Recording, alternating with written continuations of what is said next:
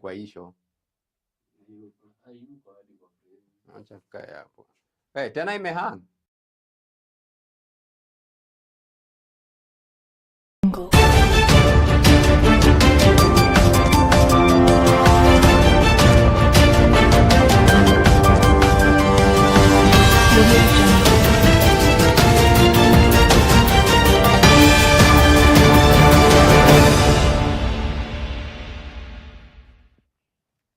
Good morning. Rise and shine to the morning momentum, your daily dose of a comprehensive rundown of the top stories making the headlines. Today being the Friday, June 28th, the last Friday of this month. This is a daily compendium of local and international news, human interest stories, current affairs, and expert opinion. As usual, we always have a weekly roundup on Friday, but that takes a break today.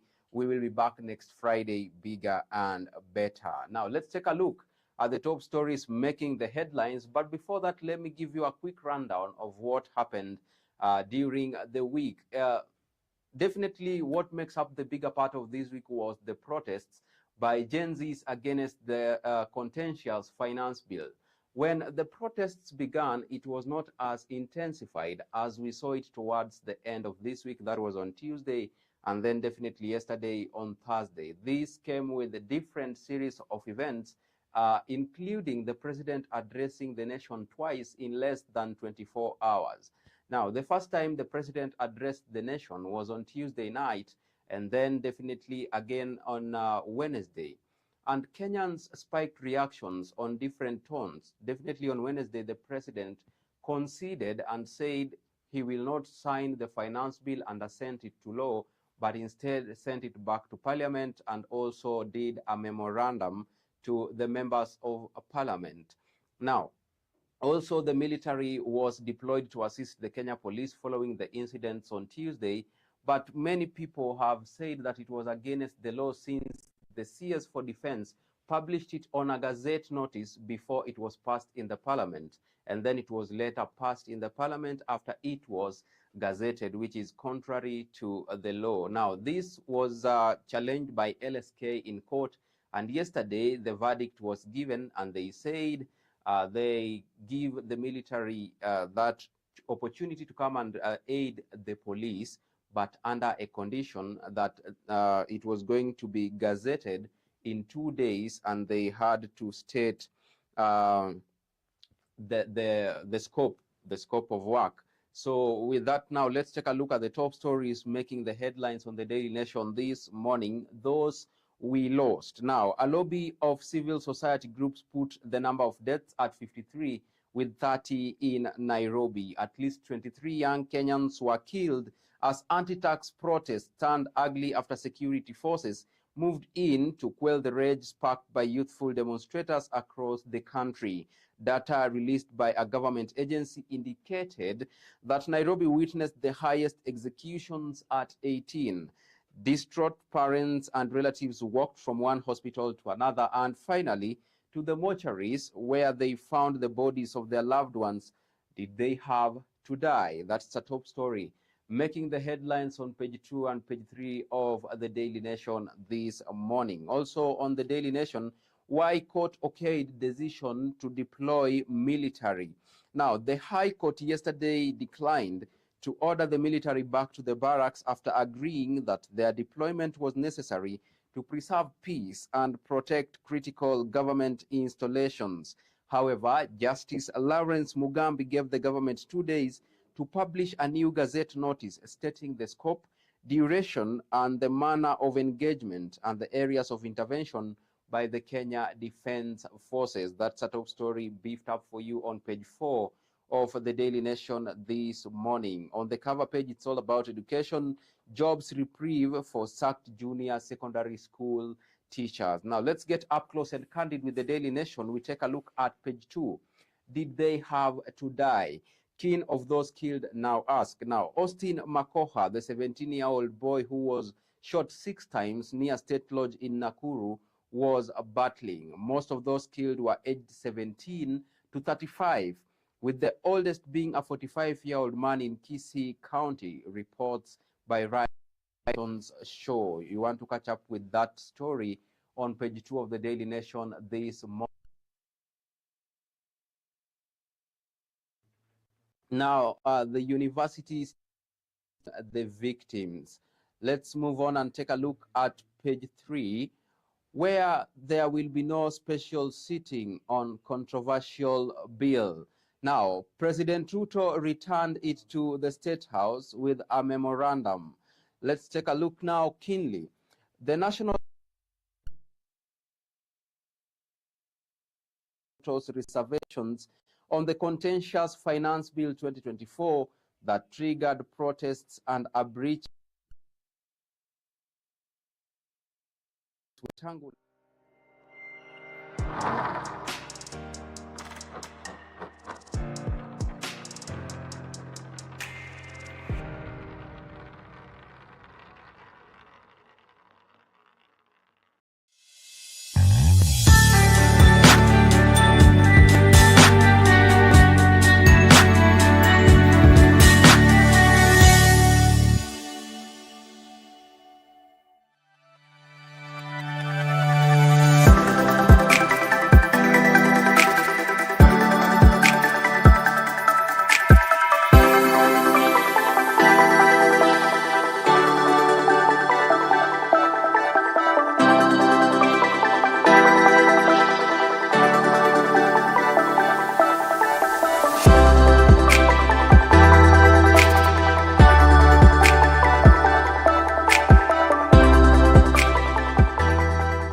Je, wewe ni mfanyabiashara katika sekta ya elimu, afya bora, usafiri ama unamiliki kampuni yoyote ile? Ungependa kupata fursa ya kutangaza biashara yako ili kuwafikia wateja zaidi? Usikonde. Runinga ya Younib inakupa fursa ya kupeperusha matangazo kuhusu bidhaa na huduma unazotoa kwa bei nafuu. Kwa maelezo zaidi, wasiliana nasi kupitia nambari za simu 0750344700 ama kupitia barua pepe marketing@younibtv.com. Jinyakulie leo. Younib TV, ever the best.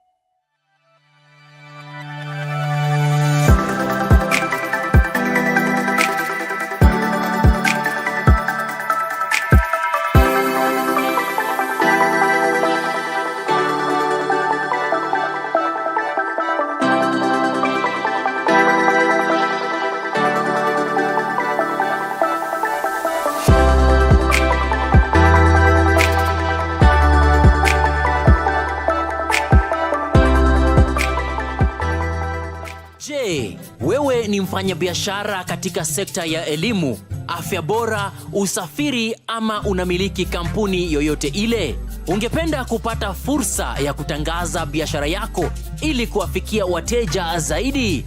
Usikonde. Runinga ya Younib inakupa fursa ya kupeperusha matangazo kuhusu bidhaa na huduma unazotoa kwa bei nafuu. Kwa maelezo zaidi, wasiliana nasi kupitia nambari za simu 0750344700 ama kupitia barua pepe marketing@younibtv.com. Jinyakulie leo.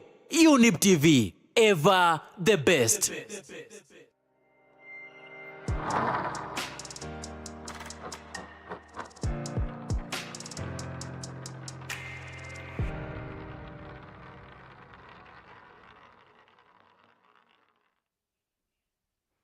Well, we apologize for that technical hitch, but now things are fine. Let's move on and take a look at page 4 of the Daily Nation this morning. Why court okayed military deployment? Now, LSK said regular police can deal with the situation as they have been trained to deal with the civilians. Judge says move was necessary to preserve peace, but gives state 2 days to publish a new gazette notice stating scope and duration and the manner in which the military is going to handle the situation on the ground. Let's take a look at page 5. queries over shaky internet connectivity on protests day. Now, cybersecurity and network monitoring firm NetBlocks reported that connectivity had fallen to 42%. Explanations given by the network providers have raised more questions than answers. Let's take a look a little bit into that. Now, Kenya has joined a long list of African countries that have restricted internet use in response to dissent or public unrest, despite the government's talk of building the digital economy to empower the youth. On Tuesday, Kenyans experienced a major internet disruption, with global cybersecurity and network monitoring firm NetBlocks reporting that connectivity had sharply fallen to about 42%, affecting neighboring in Uganda, Burundi, and Rwanda as well. All right, let's move on and take a look at page 7. A day of suppressed demos as KDF patrol streets of Nairobi. There was heavy presence of military personnel in the streets of Nairobi in efforts to assist the police in handling protesters. Whereas the country recorded protests across its width and breadth yesterday, it was not as intense as Tuesday's demonstrations that climaxed with the storming of parliament buildings by hundreds of youths after MPs passed the Finance Bill 2024. You have all those pictorials augmented for you on page 6 and page 7 of the Daily this morning. Let's move on and take a look at page 8. IMF told states to ignore anti-tax protests. The lender yesterday said it is monitoring the fallout and that it remains committed to supporting Kenya. Lender had predicted Finance Bill fallout but urged the government to push taxes through. That story is beefed up for you on page 8 of the Nation this morning. Let's move on and take a look at page 10. Speeding driver caused crash that killed Gakuru, court says. Gakuru had served as a governor for only 77 days when he died in a road crash at Mackenzie. In the ruling, Mr. Kibiru called on the Director of Public Prosecutions to charge Mr. Kinyanjui.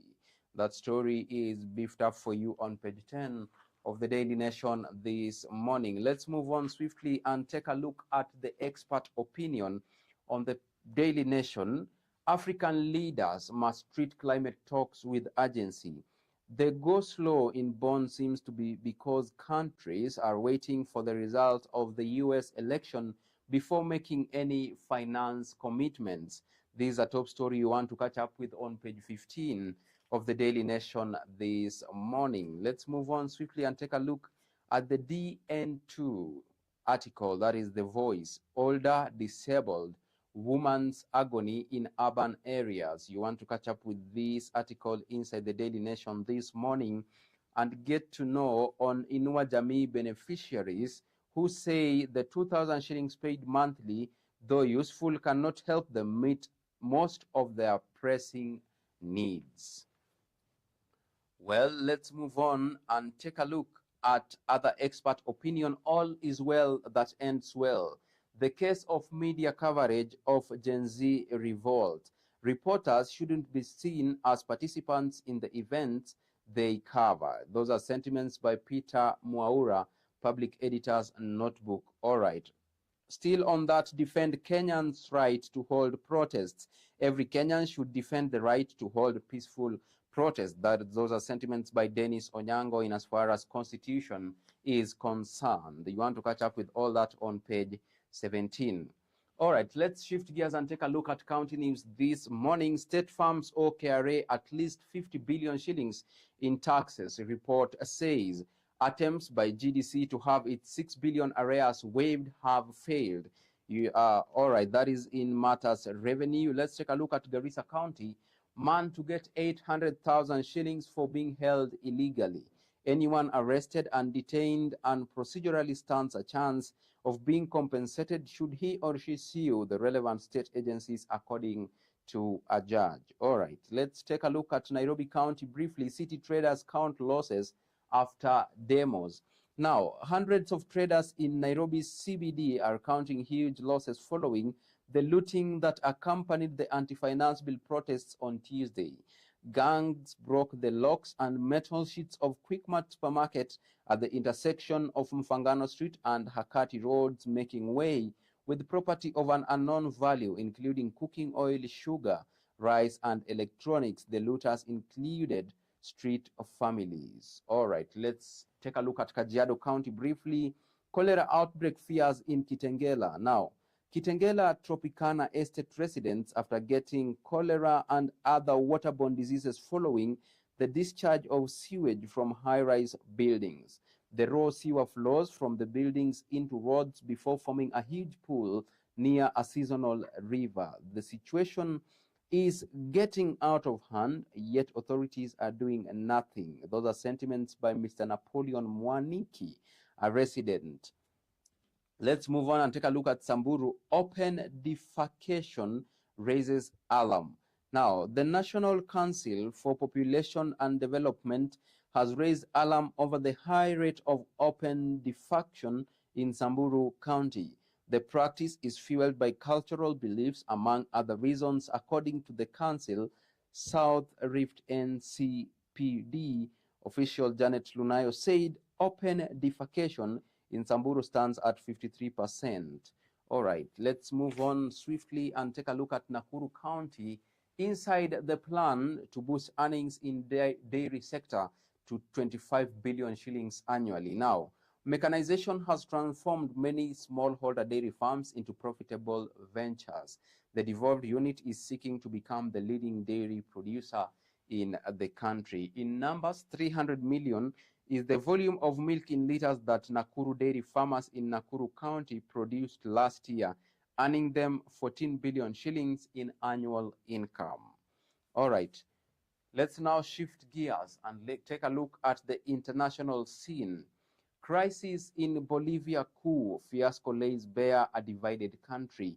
The country of some 12 million people is heading for a presidential election next year.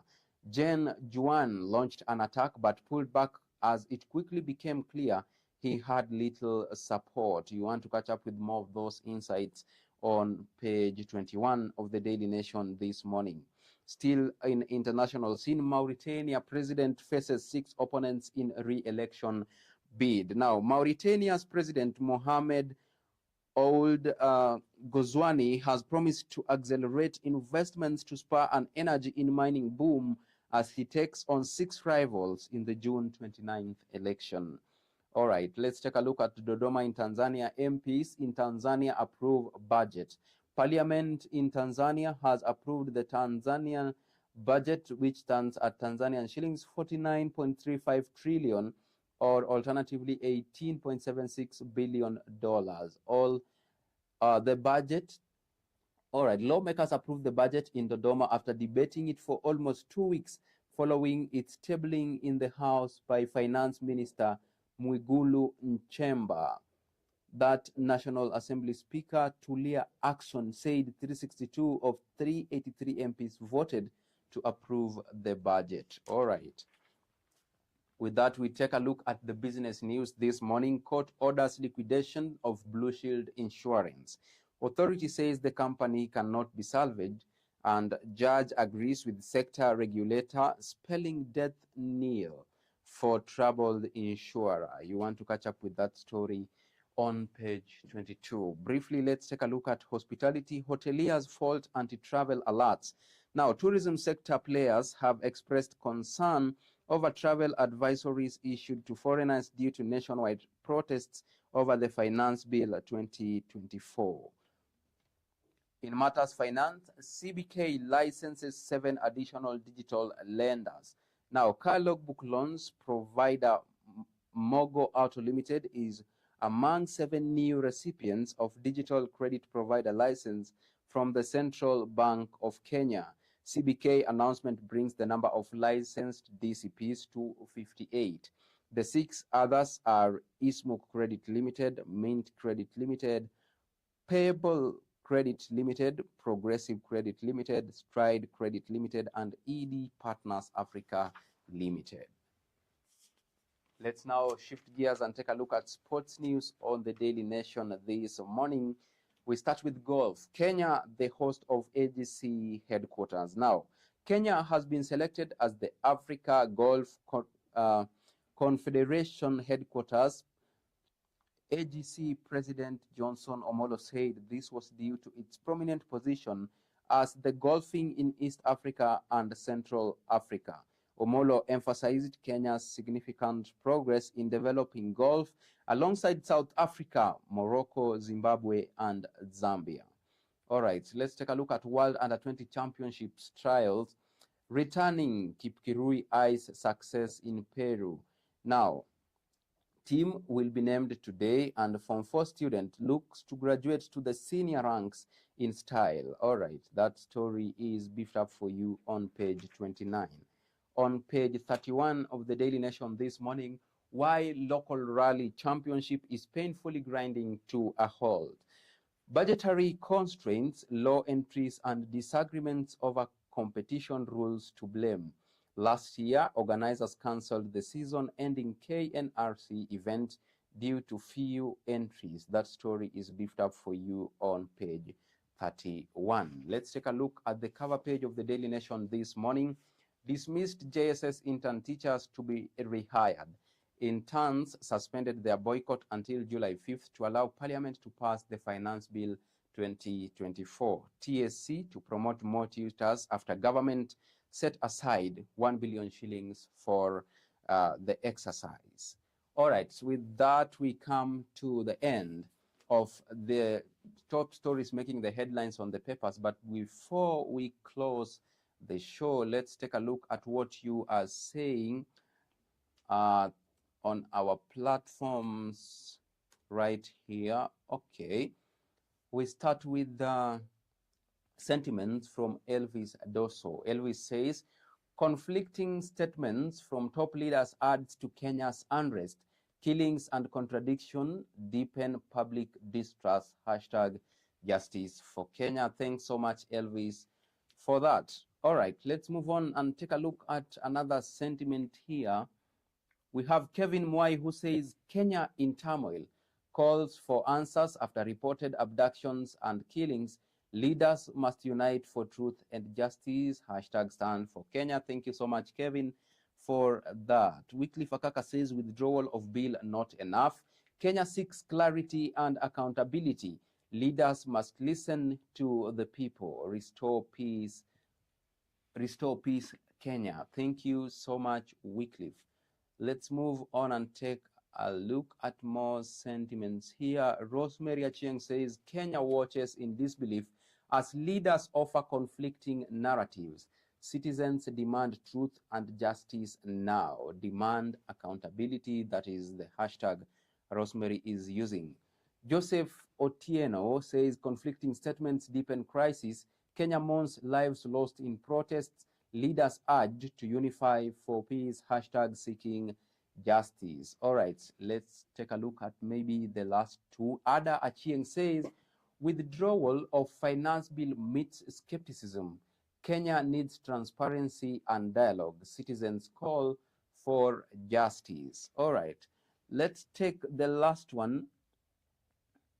We have Wambui Mburu, who says, amid turmoil, Kenya seeks truth. Citizens demand justice for reported killings. Leaders must act decisively. Act now, Kenya. Thank you so much for choosing to stay with Younib TV, and particularly the morning momentum right here on the best youth television network in East and Central Africa. I have been your host, Alfonsoh, and behind the lens was Raphael Wangila, and the chief controller today was Peninah Wachera. Thank you all for making this broadcast a success. See you next week, same time, same place.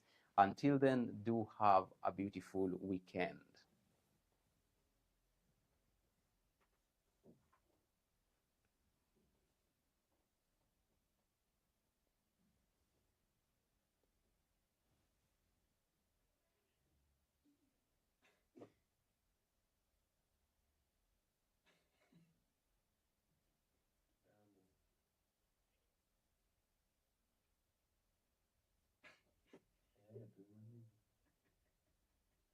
Go.